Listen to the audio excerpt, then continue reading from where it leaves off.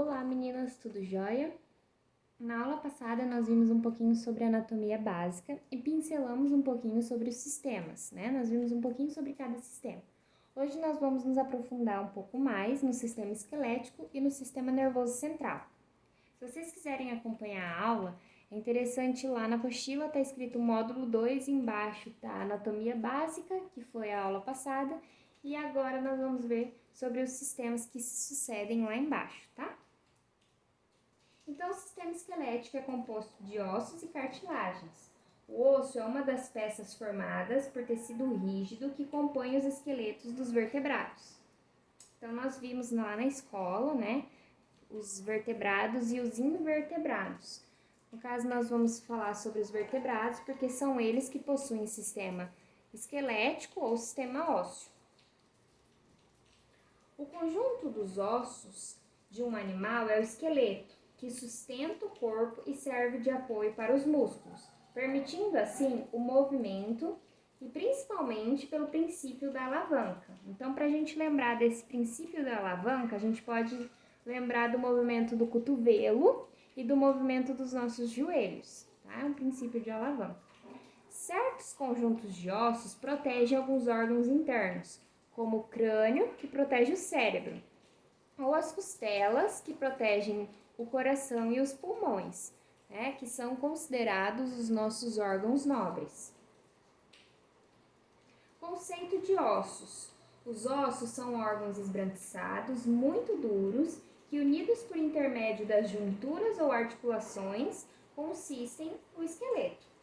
É uma forma especializada de tecido conjuntivo, cuja principal característica é a mineralização da sua matriz óssea. Uma forma sólida de tecido conjuntivo, altamente especializado, que forma a maior parte do esqueleto e é o principal tecido de apoio do corpo. O tecido ósseo participa de um contínuo processo de remodelamento dinâmico, produzindo osso novo e degradando o osso velho. Então, ele vai se remodelando tanto com as coisas ambientais que a gente faz, né? Algo que você faz todo dia, que às vezes atinja um osso, né? E quanto do próprio organismo, que vai produzindo osso novo e degradando o osso velho. O osso é formado por vários tecidos diferentes. Tecido ósseo, tecido cartilaginoso, tecido conjuntivo denso, tecido epitelial, tecido adiposo, tecido nervoso e vários tecidos formadores de sangue. Os ossos também possuem relação com o metabolismo do cálcio e a medula óssea está relacionada com a formação das células de sangue. O estudo dos ossos chama-se osteologia. O esqueleto humano adulto tem normalmente 206 ossos, com sua identificação própria, mais um número variável de ossos sesamoides. O que são esses ossos sesamoides? São ossos pequenos de diversas partes do corpo. O nome faz alusão à semente de sésamo pela semelhança no formato. Um exemplo de uma semente de sésamo é o gergelim, aquele que fica em cima do pão, assim, ele é bem pequenininho, e nós temos osso daquele tamanho. Vamos dar um exemplo aqui para vocês. Não sei se vocês vão conseguir muito ver pelo vídeo, mas qualquer coisa eu coloco essa imagem projetada lá na sala, quando nós retornarmos. E aí no dedão ali, ó, bem naquela flecha vermelha, nós temos um ossinho sesamoide.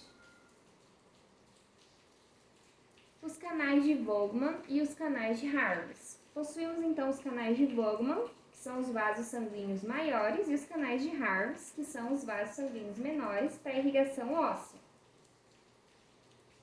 O tecido ósseo não apresenta vasos linfáticos, apenas o tecido periósteo tem a drenagem linfática. O nosso sistema linfático, só para a gente ter uma noção, né, do que a gente está falando, então o sistema linfático são, para a gente entender um pouco melhor, eu vou dar um exemplo para vocês. Garanto que vocês já ouviram falar das ínguas, né? Ah, ele tá com a íngua inchada, que geralmente é no pescoço, né? Essas ínguas, né, chamadas assim, é o nosso sistema linfático. Ele tá captando alguma coisa, né, que tá errada, e ele tá agindo, então ele incha. Na garganta são as tonsilas, a tonsila palatina e a tonsila lingual, tá? Então é desse sistema linfático que o slide anterior tá falando. Então o nosso osso, ele não apresenta isso, tá? Não passa por ele o tecido linfático, mas passa no periósteo. O periósteo é uma camada que está sobre o osso, tá? Ela é bem junta com o osso. Os osteócitos. No interior da matriz óssea existem espaços chamados de lacunas que contêm células ósseas chamadas de osteócitos. Cada osteócito possui prolongamentos chamados de canalículos, que se estendem a partir das lacunas e se unem aos canalículos das lacunas vizinhas, formando assim uma rede de canalículos e colunas em toda a massa de um tecido mineralizado. Então é igual ali da imagem, tá? Tá vendo aqueles pequenininhos ali, os osteócitos, bem pequenininhos, rosinhas? Esses são os osteócitos, então, e os canais são os maiores ali, tá? Então tem o osso compacto e dentro dele tem esses canais e esses osteócitos, tá? A gente tem o osso compacto e o osso esponjoso, tá? O osso esponjoso é o da nossa maxila, né? Se a gente vê na radiografia, é um osso esponjoso. Da mandíbula é um osso compacto e ele é bem fechado, mas mesmo esse osso compacto, ele tem os osteócitos passando por ele, né? Ali assim, na imagem, tá vendo uma partezinha que tá saindo, igual um papelzinho assim do osso? Aquele ali é o periósteo, tá? Ele fica bem juntinho do osso. O conceito de cartilagem. A cartilagem, também conhecida como tecido cartilaginoso, é uma espécie de tecido flexível, né? Então, ele é conectivo e elástico que os seres humanos possuem em várias partes do corpo. Ele é composto por uma matriz gelatinosa formada principalmente por proteínas e carboidratos. Então, né, não fica osso com osso, a gente tem as cartilagens, né? Ali entre as vértebras tem uma cartilagem, entre os ossos do joelho nós temos cartilagem. A cartilagem humana possui a cor cinza clara ou branca. As cartilagens do corpo humano não são irrigadas por sangue, pois não possuem vasos sanguíneos. Então, aqui nessa imagem eu quis trazer para vocês o côndilo, né? Se você colocar a mão bem próxima, bem pertinho do ouvido e abrir e fechar a boca bem rapidinho, vocês vão sentir o côndilo. Esse côndilo, ele tem um disco para poder deslizar, né? Porque ele fica ali, tem uma parte de osso, o côndilo é um osso, e para ele conseguir deslizar, para a gente abrir e fechar a boca, precisa do músculo e precisa dessa cartilagem. Dessa forma, recebem oxigênio e nutrientes através do processo de difusão. Então, aqui ele está falando que não é que as nossas cartilagens elas não são irrigadas por sangue, né? Pois elas não possuem vasos sanguíneos. E aqui está explicando que para elas receberem oxigênio e nutriente, porque ela é algo vivo, né? Então ela precisa de uma nutrição, ela precisa de oxigênio, ela precisa de nutrientes. Então, para acontecer isso, é através de difusão. Então, voltando lá na escola, né, eu trouxe essa imagem para a gente dar uma recordada do que a gente aprendeu na escola. O transporte passivo é quando tem algo, né, fácil ali, aberto para passar esse oxigênio, esses nutrientes. A difusão, ela acontece de forma diferente. Então, tá vendo ali a boquinha abrindo e fechando? Então, é esse o processo de difusão. A função do sistema esquelético. Então, aqui está separadinho, né? Sustentação do organismo, apoio para o corpo. Por quê? Porque se fosse só os ossos, a gente seria uma gelatina ambulante. Proteção de estruturas vitais, como o coração, os pulmões, o cérebro. A base mecânica para o movimento, né? Então, lá lembra do principal movimento, o movimento de alavanca. O armazenamento de sais, como cálcio. E daí, a gente viu lá atrás também, né? Sobre a matriz né? Que eu pedi para vocês circularem lá atrás. Então, é armazenamento de sais. E um dos mais importantes é o cálcio. A hematopoética, que é o suprimento contínuo de células sanguíneas novas. Divisão do esqueleto. Então, agora a gente vai dividir um pouco esse esqueleto, né? Nós temos o esqueleto apendicular e o esqueleto axial.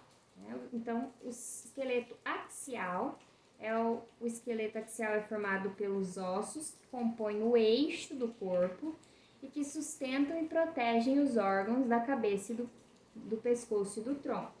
Né? Então, o axial é ali onde está o crânio, as costelas, é ali a coluna, tá? Vertebral.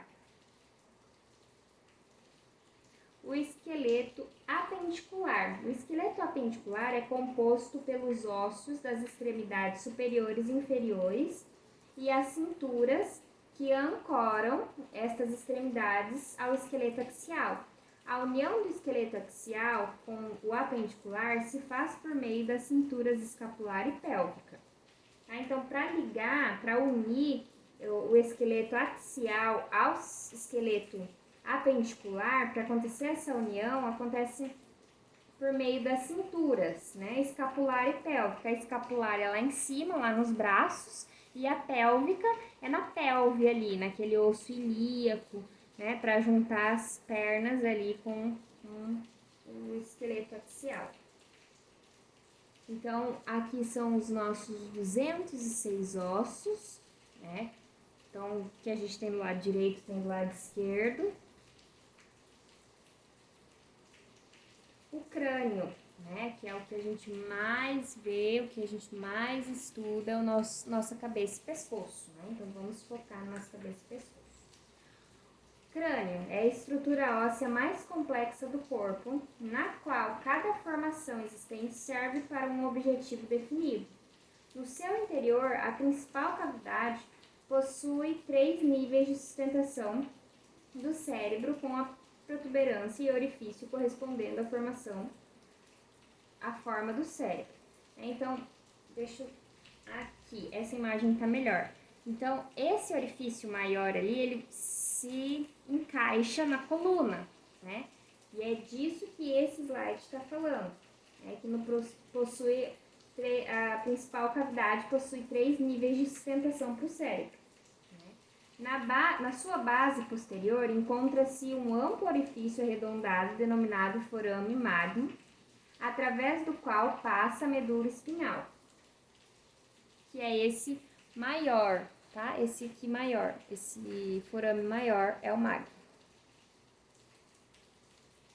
Existem orifícios menores, né, por onde passam nervos, artérias e veias. Então, esses outros forames menorzinhos ali, tem o magno, né, o forame magno, e daí tem os menores ali, né, que é o forame cego, tem do canal óptico, o forame redondo, o forame oval, e todos esses forames vão passar nervos, artérias, veias. Na parte frontal, localizam-se 2 cavidades orbitárias que alojam os globos oculares. Há também uma abertura central para a passagem do ar, né, que é o nariz. Então, aí, nessa imagem, tá todos os nomes dos nossos ossos. Né? Tem o osso lacrimal, que é bem próximo da lágrima. Tem o orbicular do maxilar, a face orbicular. Tem o forame infraorbital, que é do maxilar, que a gente utiliza para dar anestesia. Então, aí nessa imagem tem o nome dos ossos da nossa face. E aqui, né, dentro do globo ocular, da parte órbita ali, né, onde encaixa o globo ocular, tem mais ossos, né? Então, tem o sulco infraorbital, o processo orbital do osso palatino, a face orbital do maxilar. Tem ossos bem pequenos e ossos bem grandões. Aqui a gente consegue ver, né, o perfil. De perfil a gente consegue ver mais um pouco, a gente consegue ver o osso occipital, que é o roxinho aqui de trás, esse bem aqui de trás, esse roxinho, é o nosso osso occipital. E nessa imagem traz também já as suturas, tá? As suturas são essas desse osso roxinho. Para ele ir para esse verdinho aqui de cima, ele tem uma sutura, e essa sutura tem um nome, que é a sutura lamboide, tá? Então, cada sutura, cada partezinha dessa aí, cada essa, né, riscadinho, é uma sutura. Daí, nessa imagem de perfil, tem o nome dessas suturas. Mas ali embaixo, né, se vocês verem melhor, daí tem a mandíbula, o corpo da mandíbula. Ali a gente consegue ver o processo condilar, que foi o que eu mostrei para vocês lá atrás. É esse aqui, ó, o processo condilar, é esse aqui, esse ossinho aqui é o processo condilar. Aqui tem mais um pouco, mais aproximado um pouquinho, e agora a gente tá sem a parte da mandíbula. Aí a gente consegue ver outros ossos, como por exemplo, a fossa pterigoide, a palatina, que a gente não está enxergando, e o forame esfenoide palatino. Aqui, com o crânio aberto, a gente consegue ver um pouco mais. Olha lá, a sutura coronal, ela tá bem dividindo esse verde e esse azul aqui, né? O osso frontal é o azul e o osso esse verde é o... Claro que a gente não é assim, tá, gente? É só pra ficar mais fácil pra gente ver. Mas é o osso parietal, esse verdinho, e daí lá o roxinho lá que a gente viu, o osso occipital. Aí tem o seivo esfenoidal, dá pra gente enxergar um pouco melhor. A parte superior do crânio é chamada de cúpula do crânio ou a calvária, né? É atravessada por 4 estruturas, articulações que permitem mínima mobilidade dos ossos do crânio. A sutura coronal, entre os ossos frontal e parietal. Então, a sutura nessa imagem é bem legal para estudar, porque como tá com cores diferentes, fica um pouco mais fácil de visualizar, tá? Então, a sutura coronal, ela tá ali do osso azul, que é o osso frontal, e daí indo para os ossos parietais ali, tá a sutura coronal. Tem a sutura sagital, que fica entre os dois parietais. O osso parietal é esse verde, tem 2 ossos, do lado direito e do lado esquerdo. Aí no meio tem a sutura sagital. E atrás, né, atrás da cabeça, assim, que a gente geralmente, né, vê as pessoas chamando de o cucuruco, né, bateu o cucuruco, é esse osso occipital, né, que daí também tem entre ele e o osso parietal a sutura lamboide, tá, que é a terceira ali que tá falando, sutura lamboide entre os parietais e o occipital. A quarta estrutura é a sutura escamosa entre o parietal e o temporal. Então, é aquele que tá no meio ali. Tem 3 círculos. O círculo do meio é a sutura escamosa, tá? Que fica entre o parietal e o temporal. O temporal é o ossinho verde nessa imagem, né? Que tá mais ali abaixo, próximo à mandíbula ali. E do lado ali o roxo é o parietal, e daí entre eles tá a sutura escamosa. Alguns pontos antropométricos do crânio: o bregma, ponto de união das suturas, sagital e coronal. Então, o bregma é a junção, ali a união da sutura, a coronal, que é aquela que a gente viu, que tá ali em cima, e a sagital. Então, esse encontro ali das 3, deixa eu ver se eu consigo mostrar aqui. Esse encontro aqui das 3 é o bregma, tá? A lambda, que é o ponto de união da sutura sagital e lamboide. Então, a união da sagital e da lamboide. Então, a lambda tá ali embaixo, bem embaixo mesmo. Bem aqui. Tá?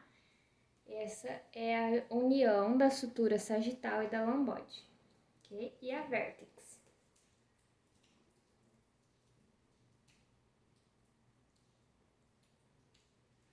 A vértex é a parte mais alta do crânio. Eu tava procurando ela nessa imagem, mas não aparece porque como é a parte mais alta do crânio, não tá aí. Que aí tá só as estruturas, né? As estruturas, né?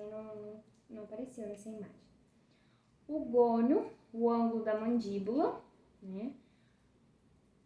O ptério, que é o ponto de união dos ossos parietal, frontal, esfenoide e temporal. Mais uma coisa que vocês não vão falar. Lembra que eu já falei que a gente não fala mais céu da boca, é o palato duro e o palato mole.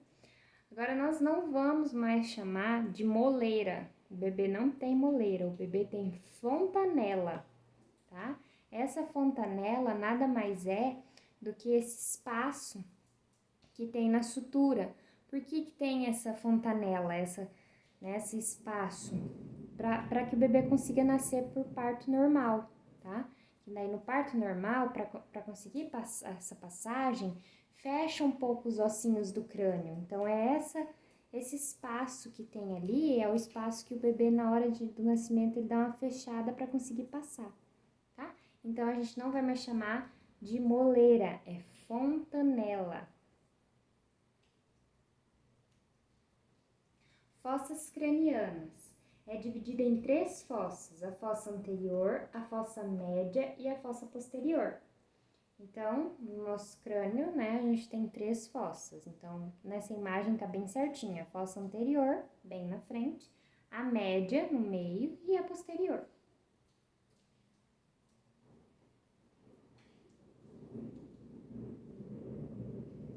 A fossa anterior, ela tem os limites, né, na lâmina interna do frontal à borda posterior da asa menor do esfenoide.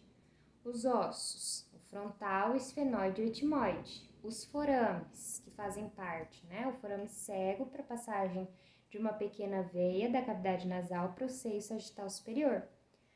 A lâmina crivosa, né? A passagem do primeiro par craniano. Lembra que a gente viu já os pares cranianos lá na aula passada? Primeiro par craniano, o nervo oftário, o canal óptico, a passagem do segundo par craniano, que é o nervo óptico, e a artéria oftálmica. Fossa média, os limites da fossa média, ela vai da borda posterior da asa menor do esfenoide à borda superior da porção pedrosa dos temporais do nervo abducente. Lembra que nós vimos lá na aula passada os nervos, né? Então, se não se recorda, volta na aula passada que tem os 12 nervos, os 12 pares cranianos. E a veia oftálmica, o forame redondo, passagem do quinto par craniano, o nervo trigêmeo, o ramo maxilar, o forame oval, a passagem do quinto par craniano, o nervo trigêmeo, ramo mandibular, forame espinhoso, passagem da artéria meníngea, média, lácero ou, né, rasgada anterior, não passa nada, é coberto por tecido fibroso, canal carotídeo e a passagem da artéria carótida. Fossa posterior. Os limites dela são na borda superior da posição do rochedo do temporal à lâmina interna do osso occipital. Os ossos temporal e occipital. Os forames. Tem o meato acústico interno, a passagem do sétimo par craniano, o nervo facial.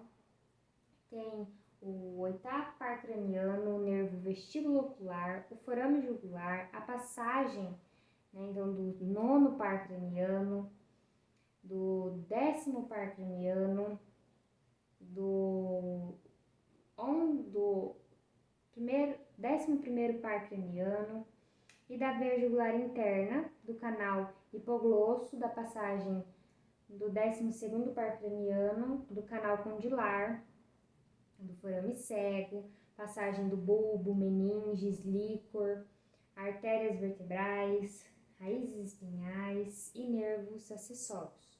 Os ossos esfenoide temporal, os forames fissura orbitária superior, passagem do terceiro par craniano e do quarto par craniano. Então, para relembrar, né, se vocês se esqueceram, dos 12 pares cranianos. Aqui tá uma colinha para vocês se lembrarem.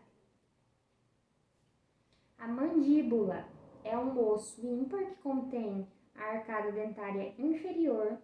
Consiste, né, de uma porção horizontal, o corpo de duas porções perpendiculares, os ramos que se unem ao corpo e um ângulo quase reto.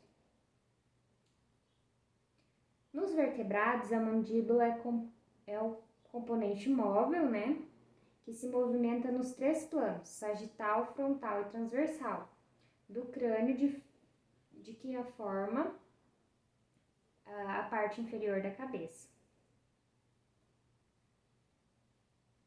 Face externa